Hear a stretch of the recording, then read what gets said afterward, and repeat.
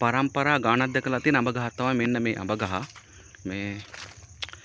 මේක මං හිතන්නේ මේ දැන් මේකේ කතාව කිව්වොත් දැන් අවුරුදු 200ක් 300ක් වගේ සමහරට වැඩි වෙන්නත් පුළුවන්. මොකද දැන් මේ අඹ ගහ තියෙන්නේ මුලින්ම කියන්න ඕනේ එක මේ අඹ ගහ මුලින් තියෙන්නේ අපේ ගමේ මහ වැවේ බන්ට් එකේ. ඔන්න වැව මේක තියෙන්නේ බන්ට් එකේ මේ බාන්නේ. දැන් මේ ගහ දැන් අපේ ආච්චි නැති වෙලත් අවුරුදු 15ක් වගේ එනවා. එතකොට ඒ වෙනකොටත් ආච්චිගේ වයස අවුරුදු 90කට කිට්ටුයි. ආච්චිගනුත් අපි අහලා තියෙනවා ආච්චිත් දන්න කාලේ ඉඳන් අඹ ගහ මෙන්න මේ විදිහට තමයි තිබිලා තියෙන්නේ. මේක පොල් අඹ ගහක්.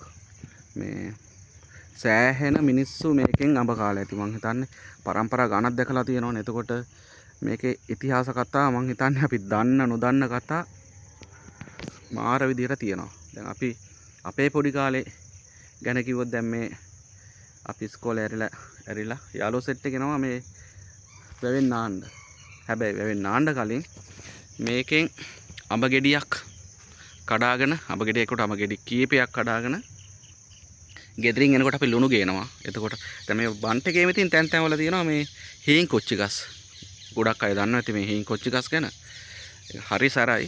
අපි ඉතින් ඔය අඹ පොළු ගහලා කඩාගෙන අඹ කාලා හීන් කොච්චිත් එක්ක නාලා තමයි යන්නේ. ඉතින් පැය ගාණක් ඉතින් අපි ඉස්කෝලේ සාමාන්‍ය දෙකට આવොත් නාන්න 5 විතර එනවා ගෙදර යනකොට. ඉතින් මාර සුන්දර ළමා කාලයක් තිබ්බා මේ මෙන්න මේවත් එක්ක බැඳිලා අපේ ජීවිතේ. තාමත් එහෙමයි. ඉතින් මේ නේද අපි දන්නේ නැති වුණාට සමහර ගෙවල් වල සමහර විට මාළුවෙක්ු යන්න නැති දවස්වල මොනවත් එළවලු නැති දවස්වල මේ ගහේ ගෙඩි උයලා අඹ හොද්ද අඹ මාළුව කාලා ඇති නේද? මං කියන්නේ මාර විදිහට මිනිස්සුන්ට සේවයක් නිහඬව ඉටු කරලා තියෙන ගහක් තමයි මේක. දැන් මේකේ දැන් ඔතන ඔයාලට පේනවා ඇති ඔය අත්තක් දිරලා තියෙනවා. ඔතන එකක් තියෙනවා දැන් ඔතනක් තියෙනවා. ඔය ඉති මේ වැව් බන්ට් එක උඩනුත් ඉහළින්ම ගිහිලා තිබ්බු ඉති දෙකක්. ඒවා මං දැන් ඔය වයසත් එක්ක ඒවා වැටිලා තියෙන්නේ. මේ ඉතිහාස කතා ගොඩාක් මේ අඹ ගහ දන්නවා ඇති. මං කියන්නේ මිනිස්සුන්ගේ කී දෙනෙක් මේකෙන් කාලා තියෙනවද මේකේ අඹ? අපේ සියලා අපේ මුත්තලා නේද? මාර විදිහට මිනිස්සු මේකෙන් අඹ කාලා තියෙනවා. පොල් අඹ ගහේ කතාව තමයි ඕක. දැන් මේකේ මේ විදිහ නම් මේ අඹ හැදිලා නැහැ. තාම හැදිලා නැහැ. අර ගොඩාක් මේක එන්න උසයි. දැන් ඔයාලට කියන්න දැන් ඔය උඩ දැල්ල මතු පේනවා ඇතිනේ. අපි ওই දැල්ල යතුත් කඩනවා මේ පොළු ගහලා, ගල් කැට ගහලා.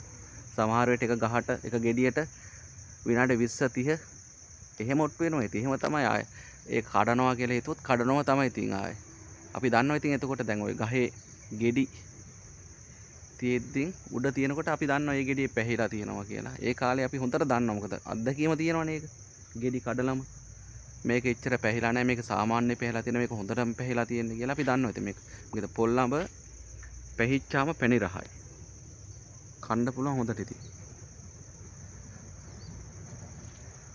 මේක තමයි මගේ ගමේ පොල් අඹ ගහේ කතාව.